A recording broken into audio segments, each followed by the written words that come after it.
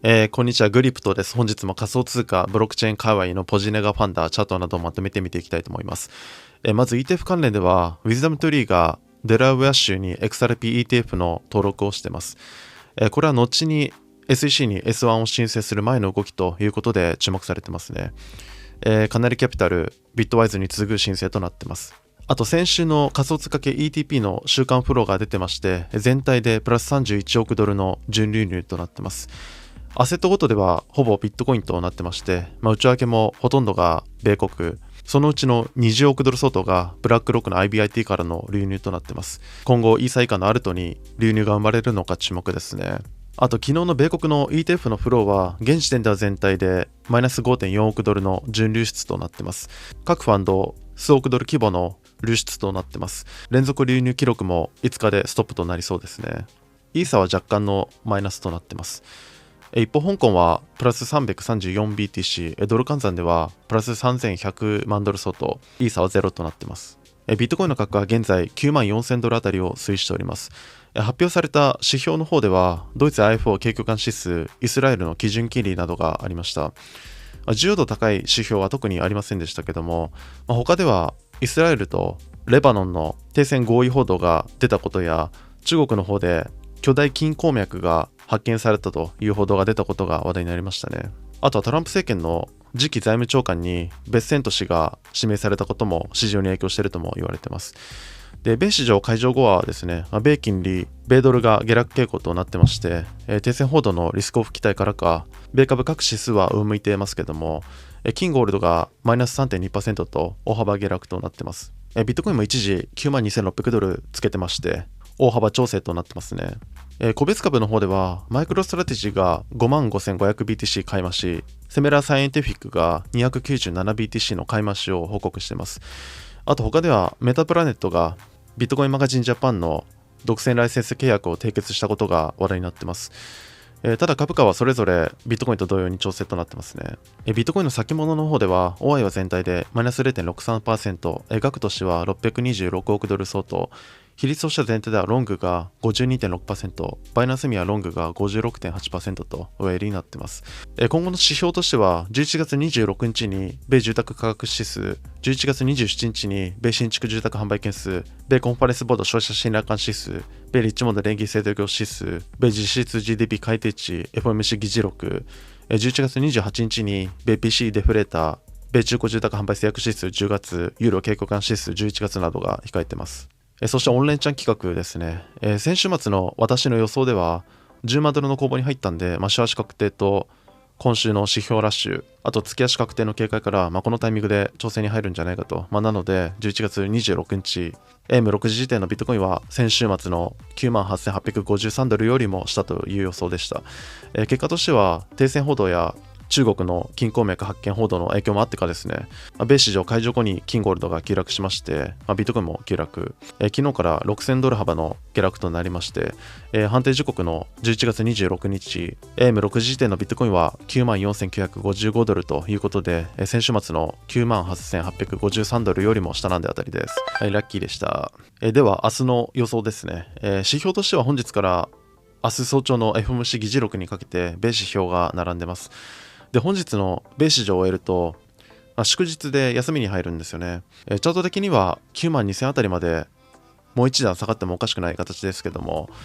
AM6 時までには反発してそうな気もします。あと今回の金ショックの可能性もあるんで、そういうのを加味すると、そこからの反発にかけて上ですかね。なので11月27日 AM6 時時点のビットコインは現在の 94,130 ドルよりも上、これでいきたいと思います。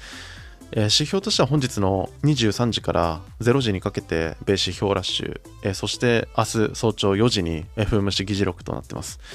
それらの時間帯にどのように動くのか注目ですね。あとはイーサーですね。イーサーの価格は現在3430ドル、BTC 建ては 0.0339 と、先物の方では OI は全体でプラス 5.6%、額としては214億ドル相当、再度 ATH 更新となっています。比率としては全体ではロングが 50.2%、バイナスミはロングが 76.5% と上入りになっています。イーサ関連の話題ではですね、先物の OI が続伸していることや、USDT の供給量が急上昇していること、あとはイーサ系 DEX の取引量増加などが注目されてまして、上昇に期待するような見解が出てますね。ビットコインが急落する中、イーサはドル建てでも価格を保ってまして、BTC 建ても先週末からプラス 10% ほどと上昇してます。先週もビットコインドミナンスが下がってる件を取り上げましたけども、また続落となってまして、これもアルトターン資産になってるのかなと思います。チャートだけ見たら、ドル当てでは3600の攻防を抜けられるかどうか、BTC 当てでは 0.040 に回帰できるかどうかが焦点になると思います。イーサの今後にも注目ですね。あとその他の動向では、米国の税関がビットメイン産の ASIC の輸入を停止したという報道が出てます。現在のマイニング市場では、この中国産のビットメインの ASIC がほぼ独占してるみたいなんですけど、トランプ政権が誕生したことによって、これから中国産のものを全部排除して、米国産のみを使うんじゃないかと言われてます。なので、米国でマイニング製品を扱っている企業がですね、今後強くなる可能性もありますよね。あとは香港の税銀行が銀行のアプリ内で仮想通貨と法定通貨の取引ができるようになったと発表しています。新たにアプリを作るのではなくてですね、もともとあった税銀行のアプリ内で提供するということで注目されてますね。あとはジャスティン・サン氏がトランプのワールドリバティフィナンシャルトークンを3000万ドル分購入したことを明かしています。ジャスティン・サン氏はですね、米国はブロックチェーンの中心地になりつつあり、現在のビットコインはトランプ氏のおかげですと X に投稿しています。ワールドリバティフィナンシャルに関しては、ほとんどお金が集まらずにですね、話題がしぼんでいった印象ありますけども、ジャスティンはこのタイミングでお金を入れて、また自己プロデュースしてますね。あと、アルト関連では、まず、リップル XRP 関連では、英国の資産運用会社、アーカックスのマネーマーケットファンド、MMF がトークン化されて、XRP レジャー上で展開されてます。XRP レジャー上でトークン化された最初の MMF ということで注目されてますね。あとはソラナ全体の DEX の月間取引量が1000億ドルを超えたことも話題になってますね。ただ週間では先ほど少し取り上げたイーサの方が大幅に増加しているのが目立ってますね。あとはアバランチチェーン上での L1 を構築する際のコスト削減が目的とされているアバランチ9000がテストネットでローンチを発表しています。こちらは従来のチェーン構築コストを最大 99.9% 削減することが目的とされてまして、その後の活用が期待されています。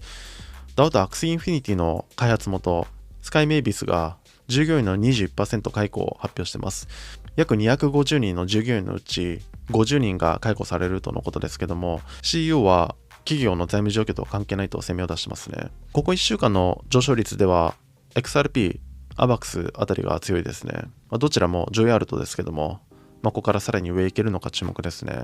あと他ではパンプファンのライブ配信が話題になってますね。パンプファンはソラナチェーン上のミームコイン発行プラットフォームとして人気でしたけども、最近トークン発行者がライブ配信できるようになりまして、裸になったりとか、あとはトークン買わないと動物や子供に虐待すると脅したり、表現が日に日に過激になってですね、問題視されるようになりました。私もね、これ見たときに、いつもの運営者が逮捕されるケースになるのかなと思ったら、先ほどパンプファン側からライブ配信の無期限停止が発表されましたね。大臣になる前で良かったんじゃないかなと思いました。今日はこのところですが、何かありましたらコメントいただけるとありがたいです。よければチャンネル登録とグッドボタンよろしくお願いします。